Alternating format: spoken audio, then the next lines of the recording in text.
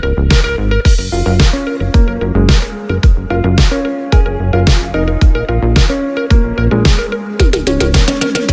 તાલુકાના રતનપુરા ખાતે model school અને કાંકરેજ તાલુકા મામલતદાર કચેરીમાં પોસ્ટલ બેલેટ પેપરથી સરકારી કર્મચારીઓએ મતદાન કર્યું।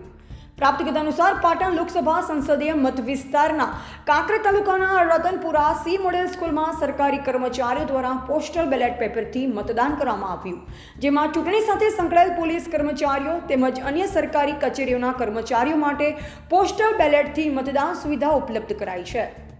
ત્યારે ફેસિલિટેશન સેન્ટરની વ્યવસ્થા કરવામાં આવી છે, જેમાં 592 જેટલા સ્ટાફે મતદાન કરેલ અને હાલમાં ચાલુ છે। ત્યારે હવે મામલતદાર કચેરીમાં પણ 66 જેટલા કર્મચારીઓએ પોતાનું મતદાન કર્યું અને હવે 279 જેટલા પોલીસ કર્મચારીઓ પણ હવે મતદાન કરવા માટે શરૂઆત કરી છે।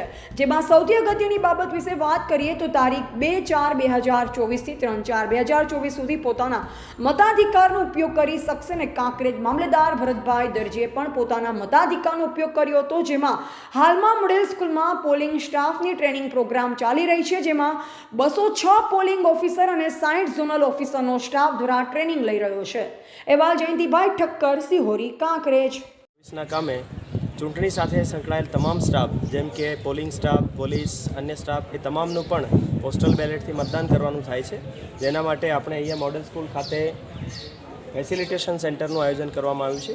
ગઈકાલ અને આજે બંને દિવસોએ ચૂંટણી સાથે સંકળાયેલો જે પોલિંગ સ્ટાફ છે એનું મતદાન થશે। ગઈકાલે ટોટલ 900 આસપાસ 956 જેટલા લોકોએ મતદાન કર્યું છે।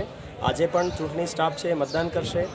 મોડેલ સ્કૂલ સિવાય આપણે મામલતદાર કચેરી કાંકરેજ ખાતે પણ ઝોનલ, આસિસ્ટન્ટ ઝોનલ, BLOs અને અન્ય સ્ટાફ, પોલીસ સ્ટાફ સહિત જે છે એમના માટે પણ 3 દિવસ દરમિયાન આપણું ફેસિલિટેશન સેન્ટર કાર્યરત રહેશે અને ત્યાંથી પણ આપના તમામ ચૂંટણી સાથે સંકળાયેલ સ્ટાફ છે એ પોસ્ટલ બેલેટથી મતદાન કરશે।